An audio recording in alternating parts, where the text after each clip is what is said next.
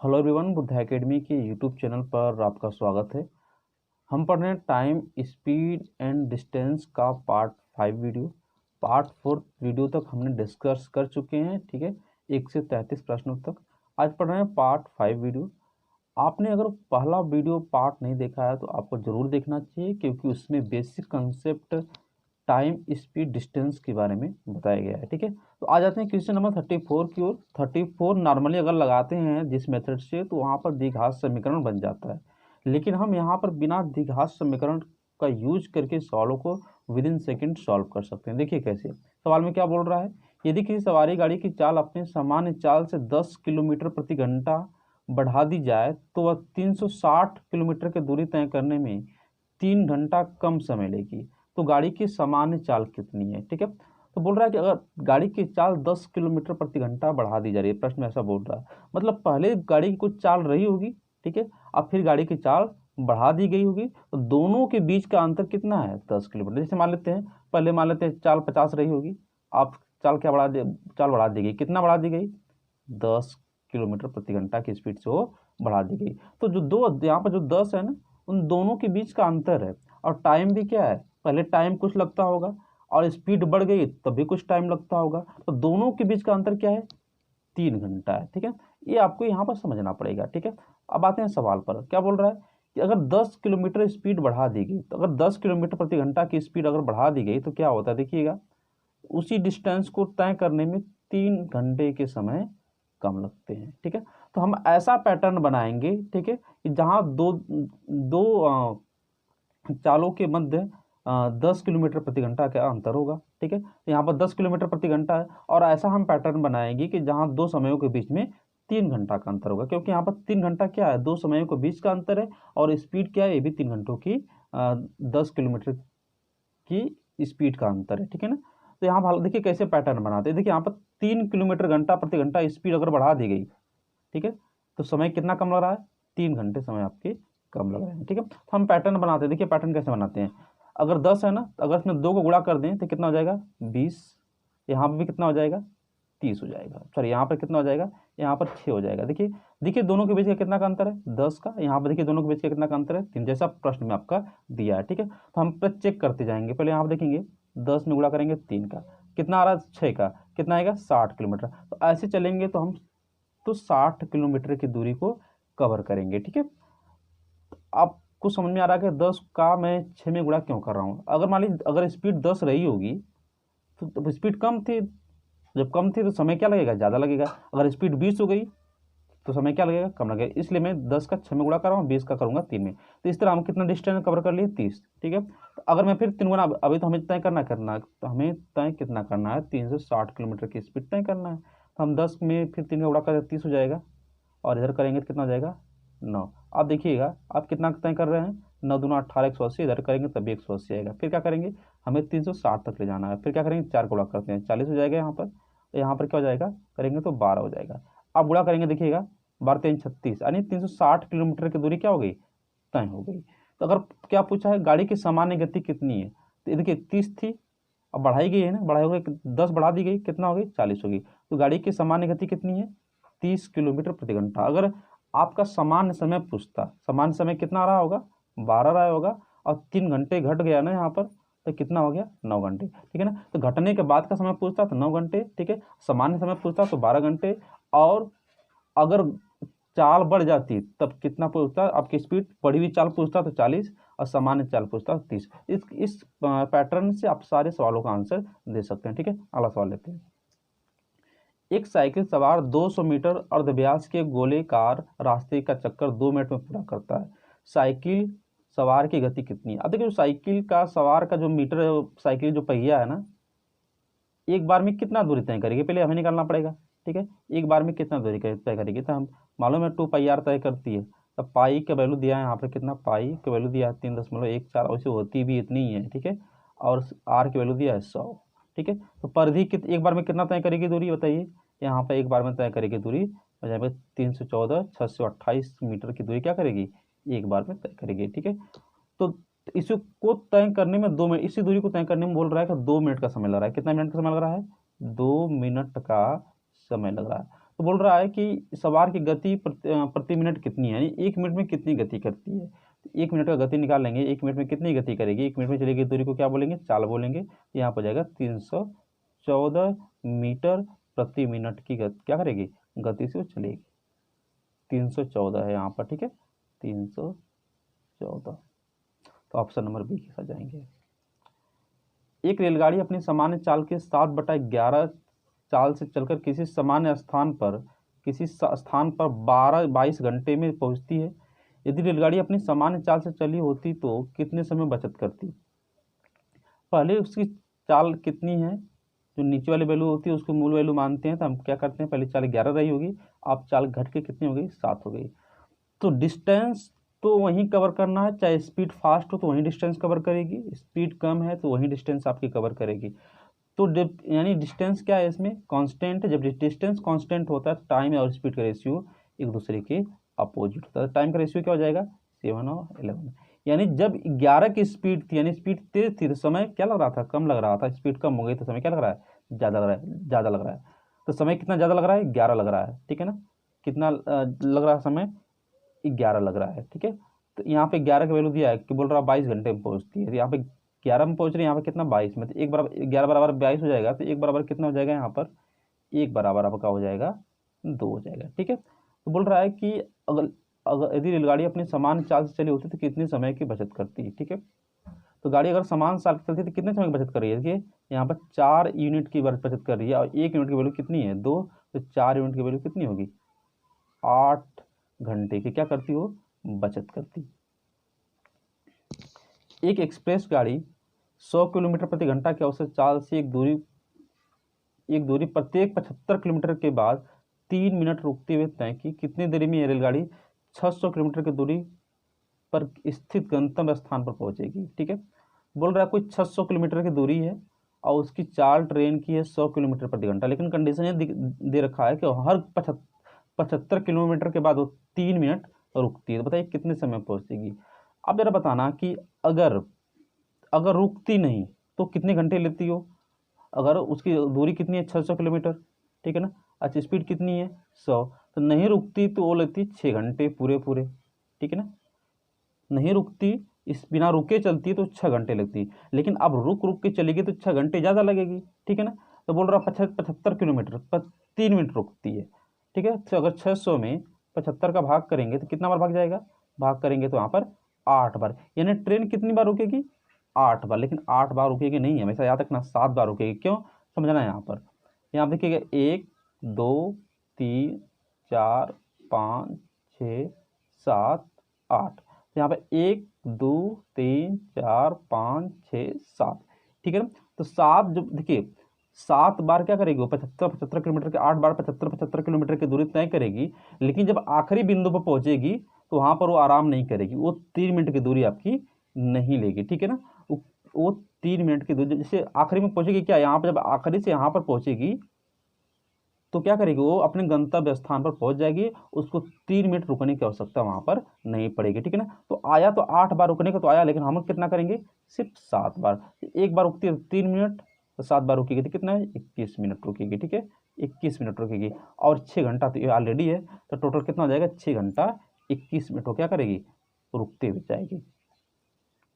एक कार की चाल 10 मीटर प्रति सेकेंड है, उसकी चाल किलोमीटर प्रति घंटा में कितनी है। बड़े सिंपल सा सवाल है। अगर 10 किलोमीटर है तो क्या करेंगे, 18/5 का इसमें गुणा कर देंगे, ये क्या हो जाएगा, किलोमीटर प्रति घंटा में हो जाएगा, ठीक है। गुणा करेंगे तो क्या जाएगा, यहाँ पर 2 हो जाएगा, यहाँ पर 36 किलोमीटर प्रति घंटा आ जाएगा। अगर 36 किलोमीटर प्रति घंटा को मीटर प्रति सेकंड में बदलना होता तो फिर क्या करते हैं, उल्टा करके भाग कर देते हैं, 5/18 कर देते हैं। यहाँ पर 18 दूना के 36, और फिर क्या जाता है, आपका आंसर आ जाता है 10 मीटर प्रति सेकेंड, ठीक है ना। तो इस सवाल के आपका आंसर क्या होगा, 36 किलोमीटर प्रति घंटा आपकी स्पीड हो जाएगी इन किलोमीटर पर आवर में, ठीक है। एक रेलगाड़ी 40 किलोमीटर प्रति घंटा के औसत चाल से चलकर अपने गंतव्य स्थान पर ठीक समय पर पहुंचती है। यदि इसकी औसत गति 35 किलोमीटर प्रति घंटा हो तो अपने गंतव्य स्थान पर 15 मिनट देरी से पहुंचती है। दूरी कितनी है, ठीक है। तो इतना समझिएगा कि अगर स्पीड उसकी कितनी थी, 40 थी, फिर स्पीड कितनी हुई, 35 होगी। अब देखिएगा जब 40 स्पीड से चला तो वहीं दूरी तय किया, अब 35 चला तो वहीं दूरी तय किया, ठीक है ना। लेकिन स्पीड ज़्यादा और कम होने की वजह से क्या हो गया, समय उसको ज़्यादा लग रहे हैं, ठीक है ना। स्पीड कम होने की वजह से उसको समय ज़्यादा लग रहा है। टाइम का रेशियो क्या हो जाएगा बता देना आप। जब डिस्टेंस कांस्टेंट है तो 5 7 35 और 5 8 40, 7:8 का अनुपात बन जाएगा टाइम का, ठीक है। इसका अपोजिट हो जाएगा। तो बोल रहा है पहले कितना देखिए, स्पीड जब 40 थी तो 7 का समय लेता था, स्पीड 35 हो गई तो 8 का समय ले रहा था। कितना ज़्यादा समय ले रहा है, 1 का। और यहाँ पर प्रश्न में कितना बोल रहा है, 15 मिनट देरी से पहुँच रहा है, यानी 15 मिनट ज़्यादा समय ले रहा है। तो 1 बराबर 15, ठीक है। तो 8 बराबर कितना हो जाएगा बता देना जरा। 1 बराबर 15 तो 8 बराबर हो जाएगा 15 8 120, 120 मिनट हो जाएगा, ठीक है ना। और आपको मालूम है 120 मिनट का मतलब क्या होता है, 2 घंटे। क्या पूछ रहा है, दूरी कितनी है। तो यहाँ देखे ना, दूरी बराबर क्या होता है, स्पीड इंटू टाइम, यानी 35 के लिए समय क्या लग रहा है, 2, तो 35 गुना के 70 किलोमीटर आपकी क्या आ जाएगा, आपका राइट आंसर आ जाएगा। अब इसमें भी रख देंगे 1 बराबर 15, इसमें भी रख देंगे और इसमें गुणा करेंगे तभी आपका आंसर सेम होगा, कोई इसमें चेंजेस नहीं आएंगे, ठीक है। अगला सवाल लेते हैं। एक सिपाही किसी चोर का पीछा कर रहा है, तो चोर पीछा कर रहा है, चोर से 100 मीटर पीछे है। यदि सिपाही तथा चोर की चालों का अनुपात 5 संबंधित 4 है तो पकड़े जाने पर चोर अकेला कितना दूरी तय कर चुका होगा, ठीक है।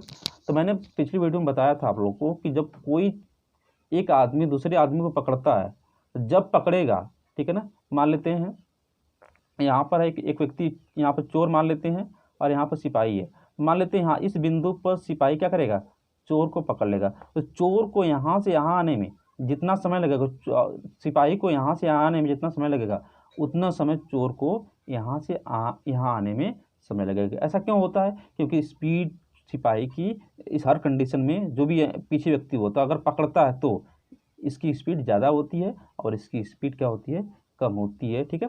तो मान लीजिए अगर यहाँ पर 100 मीटर आगे है, मैं देखिए मैं समझा रहा हूँ, इसकी ज़रूरत एक्चुअली है नहीं, ठीक है। 100 मीटर आगे है, तो अगर यहाँ पर सिपाही चोर को देखा तो अगर देखा होगा तो दोनों के घड़ी में क्या होगा, समय तो एक ही हो रहा होगा, लेकिन जब यहाँ पर पकड़ेंगे तभी क्या होगा, एक ही समय हो रहा होगा। तो इस कंडीशन से हम कह सकते हैं कि चोर के जितना यहाँ से यहाँ आने में समय लगेगा उतना सिपाही को उतना समय यहाँ से यहाँ आने में लगा, ठीक है। तो इन कुल मिलाकर मैं ये कहना चाहता हूँ कि इस सवाल में स्थिर क्या है, इस सवाल में आपका टाइम क्या है, कांस्टेंट है। जब टाइम कांस्टेंट होता है तो स्पीड और डिस्टेंस का रेशियो क्या होता है, इक्वल होता है। तो स्पीड का रेशियो दिया है प्रश्न में कितना, 5:4।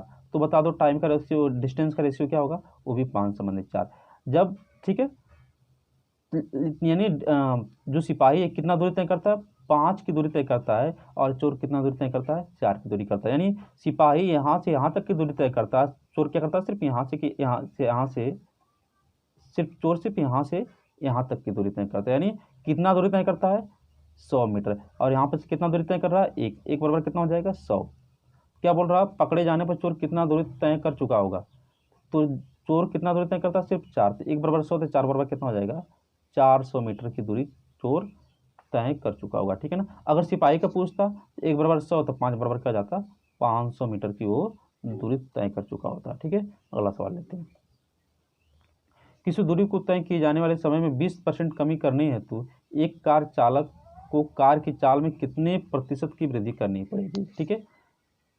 अगर 20% की कमी कर दिया चाल में समय में, तो जाहिर सी बात है स्पीड उसको बढ़ानी पड़ेगी उसी समय में उसको अपने गंतव्य स्थान पर पहुंचने के लिए। तो 20% का मतलब क्या होता है, आपको सबको मालूम होता है, 20% का मतलब होता है 1/5, ठीक है ना। यानी उसका समय अगर टाइम पहले कितना लगता होगा, टाइम अगर उसको पहले 5 लगता होगा तो आप एक कम लग रहा होगा, यानी 4 लग रहा है आप समय, ठीक है ना। तो आपको मालूम है कि डिस्टेंस तो एक ही है, स्पीड कम हो चाहे ज़्यादा हो, ठीक है ना, उसी डिस्टेंस को कवर करेगी, उसी दूरी को क्या करेगी, कंप्लीट करेगी। तो स्पीड का रेशियो क्या हो जाएगा, इसका अपोजिट हो जाएगा, सॉरी हाँ स्पीड का रेशियो क्या हो जाएगा, अपोजिट हो जाएगा, ठीक है। यानी जब स्पीड 4 थी तो उसको समय 5 अधिक लगता था, 5 लगता था। स्पीड 5 थी, ठीक है, स्पीड जब 5 है तो उसको समय कितना लग रहा है, कम समय लग रहा है। तो कुल मिलाकर उसको कितनी स्पीड बढ़ानी पड़ेगी, तो पहले स्पीड 4 थी, अब 5, यानी 4 से कितना बढ़ाना पड़ेगा उसको, 1 बढ़ाना पड़ेगा। और 1 हमेशा मूल वैल्यू को बढ़ाते हैं। मूल वैल्यू क्या थी आपकी, 4 थी, तो 1/4 गुणते परसेंटेज में पूछ रहा है तो क्या कर दीजिए, 100 का गुणा कर दीजिए, ठीक है। 100 गुणा करेंगे तब राइट आंसर क्या हो जाएगा, 25% क्या कोई अपनी स्पीड उसको बढ़ानी पड़ेगी। एक कार कुछ दूरी एक निश्चित चाल से 8 किलोमीटर प्रति घंटा के में तय, सॉरी 8 घंटे में तय करती है।